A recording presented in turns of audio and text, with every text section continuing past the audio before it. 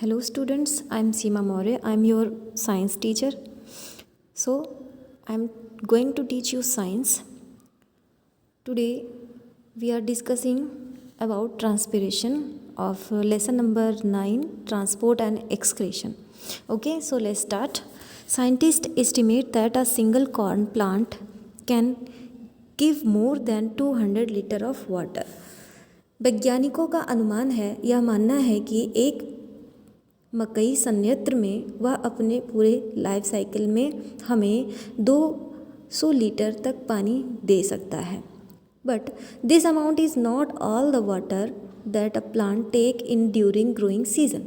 लेकिन यह मात्रा निश्चित नहीं है कि वह अपने ग्रोइंग सीजन के दौरान इतना ही वाटर हमें देता हो. Plant absorb much more water through their root than what is required by them for various activities including photosynthesis. Plant अपने रूट के द्वारा वाटर को एब्जॉर्ब करता है अपने लाइफ साइकिल में होने वाली सभी प्रक्रियाओं के लिए, जैसे कि photosynthesis. Okay, the excess water is give of by the plant in vapour form through their leaves. The excess water is give off by the plant in vapor form through their leaf. यानी कि एक plant अपने leaf के द्वारा excess water को बाहर निकालता है भाप के रूप में, वेपर के रूप में. The stomata is in the leaves regulate this water loss. और स्टोमेटा आप जानते हैं कि पत्तियों में स्टोमेटा पाया जाता है लीव्स में, तो वही वाटर लॉस को रेगुलेट करता है कि कितना वाटर प्लांट से बाहर निकलना चाहिए और कितना नहीं निकलना चाहिए. Okay, which is known as transpiration, और इसी को हम ट्रांसपिरेशन कहते हैं. Transpiration is the process by which a plant give off water vapour through its leaf. Transpiration वह प्रक्रिया है जिसमें से प्लांट के द्वारा वेपर को, प्लांट के पत्तियों के द्वारा वेपर को बाहर छोड़ा जाता है. Transpiration is the continuous flow of water that pass through a plant from the root to the leaves through its stem.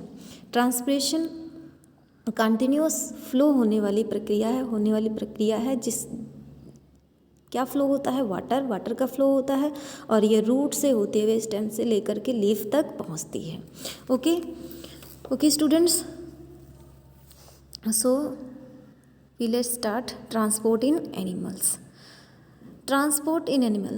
Transport system in animal is called the circulatory system. It consist of organs that distribute blood to all parts of the animals body. Transport system में animal के transport system को यानी परिवहन तंत्र को ही circulatory system कहा जाता है, जिसमें कि ब्लड सभी पार्ट में, एनिमल के सभी पार्ट में डिवाइड होता है. यानी कि ब्लड के द्वारा और भी मटेरियल्स जो होते हैं, nutritive materials, vitamin, fat, minerals, ये सारी चीज़ें एनिमल के बॉडी में डिस्ट्रीब्यूट होती हैं बाय द ब्लड, जिसे ही हम सर्कुलेटरी सिस्टम कहते हैं. लेकिन कुछ ऐसे एनिमल्स हैं जैसे कि the simplest animal amoeba have no blood और सर्कुलेटरी सिस्टम, जिसके पास ना ही ब्लड होता है और ना ही सर्कुलेटरी सिस्टम होता है, सिर्फ साइटोप्लाज्म होता है उसमें, उसके अंदर. The movement of substance that take place from their cell simply. अब इसमें मूवमेंट कैसे होगा सबस्टेंस का, पदार्थों का मूवमेंट एक सिंपल तरीके से होगा बाय द डिफ्यूजन के द्वारा. इसके बॉडी में एक ही सेल है, यूनिसेलुलर है, इसलिए सेल के अंदर ही डिफ्यूजन प्रोसेस से इसके अंदर सबस्टेंस का मूवमेंट हो जाएगा. So slightly move advance creature have blood vessels through which blood is moved either by wave like muscular contract or by movement of tiny hair like cilia. कुछ ऐसे advance creatures हैं, ऐसे प्राणी हैं जिसमें ब्लड वेजल्स के through blood move होता है. या तो मस्कुलर कॉन्ट्रैक्ट होगा, मसल्स होंगे वो कॉन्ट्रैक्ट होगा, सिकुड़ेगा, और उसके द्वारा मूवमेंट होगा ब्लड का, और या तो उसमें सीलिया होता है, जैसे पैरामीशियम में सीलिया पाया जाता है, पैरामीशियम में सीलिया पाया जाता है, उसके द्वारा मूवमेंट होगा, सीलिया मूव करेगा और उसे मूवमेंट एक प्रेशर एग्जर्ट होगा और ब्लड का सर्कुलेशन होगा।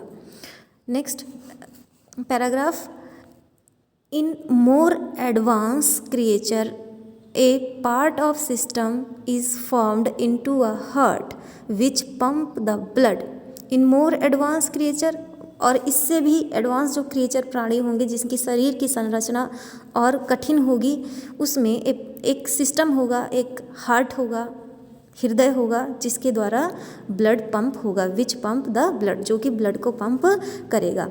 आर्थ्रोपोड्स एनिमल हैं एंड सम मोलस्क हैं,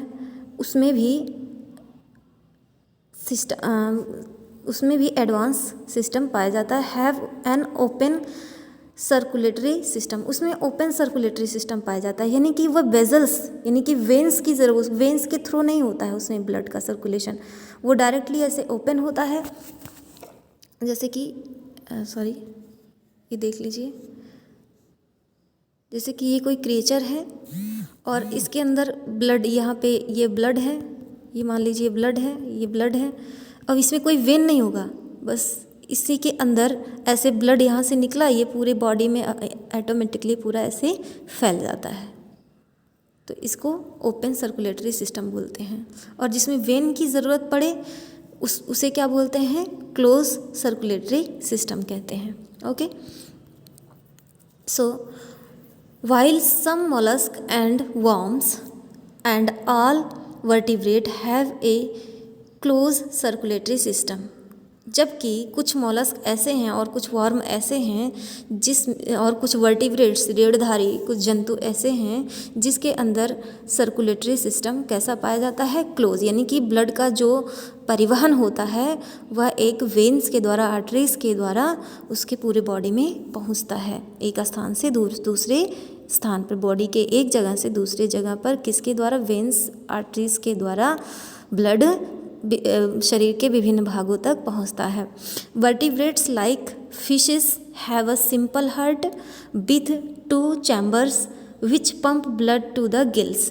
वर्टिब्रेट्स जैसे कि फिश वर्टिब्रेट में आते हैं और इनके पास एक सिंपल सा हार्ट होता है विथ 2 चैम्बर, जिसमें 2 चैम्बर होते हैं। चैम्बर्स की संख्या कितनी होती है, 2 होते हैं। विच पंप ब्लड द गिल, और ब्लड को पंप करते हैं गिल के द्वारा, टू द गिल से, ठीक है। वाइल, जबकि बर्ड्स एंड मैमल्स यानी कि पक्षियों और स्तनधारी जीवों में हैव 4 चैम्बर्ड हार्ट, 4 कक्षीय हृदय पाया जाता है जिसमें 4 चैम्बर्स होते हैं, 4 चैम्बर्स होते हैं, और which effect form 2 separate pump, which in fact form 2 separate pump। okay, one slide pump blood to the body's tissue while other side pumps blood to the lungs। one side pump, एक देखिए 2 separate pump होता है इसमें कि जैसे one side, एक ये देखिए जैसे हार्ट है, सॉरी